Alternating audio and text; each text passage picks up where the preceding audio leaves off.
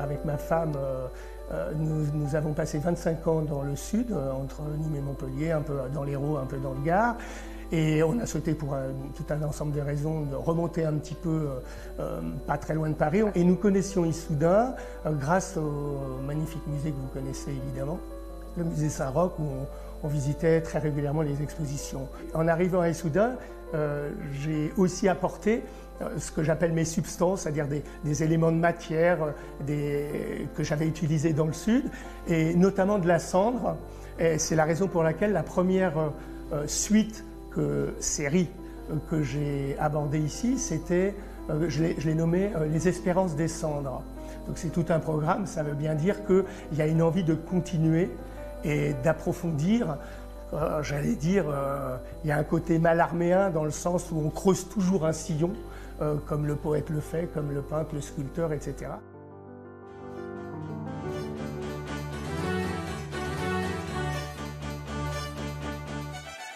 Quand je travaille sur une suite, bien sûr il y a la peinture, mais il y a systématiquement de la gravure, parce que là on est sur une autre type de matrice, etc. On en verra peut-être tout à l'heure.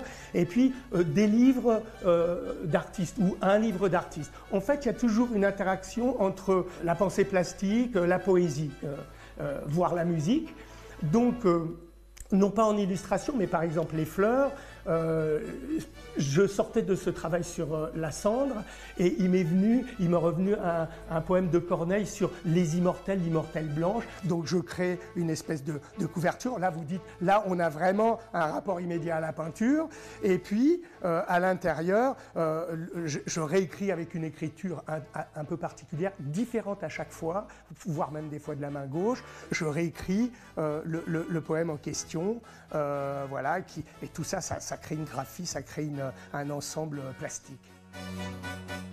Puisqu'on parlait des fleurs tout à l'heure, de l'immortel de Corneille, j'avais décidé de faire un certain nombre de gravures, dont une qui est ici, où vous avez là typiquement une plaque très très lourde, qui est une plaque très traditionnelle de cuivre, qui a été incisée, attaquée à l'acide et j'allais dire maltraitée, ressassée, et qui a permis un tirage comme ceci, un tirage d'une gravure, où vous voyez là ce qu'on appelle les berges, enfin là sont les berges, la cuvette, c'est-à-dire les limites de la plaque.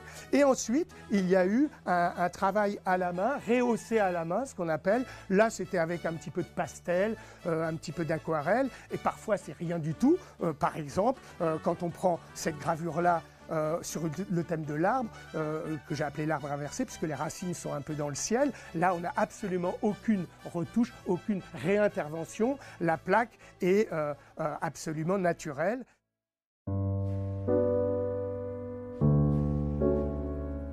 Il y a une autre voie, un autre espace possible pour un peintre, c'est le volume.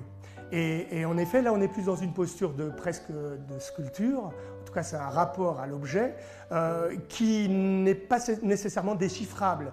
J'allais dire même que l'idée du ressassement, de l'enfouissement, qui génère du secret, par conséquent, m'intéresse beaucoup. C'est un hommage à deux grands poètes, Yves Bonnefoy, Michel Butor. Ils sont morts la même année, le même été, en 2016. Et il se trouve qu'à ce moment-là, je faisais une exposition de livres et avec des lectures poétiques, etc. Et j'ai voulu leur rendre un petit hommage. Donc j'ai fabriqué cet objet avec cette espèce de petit arbre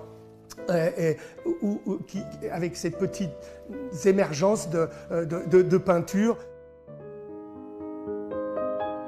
Je peux vous montrer typiquement un livre qui s'intègre dans une collection qu'on a appelée collection vivace et qui permet d'avoir toujours un tout petit texte, une peinture ou autre chose, une estampe, un dessin et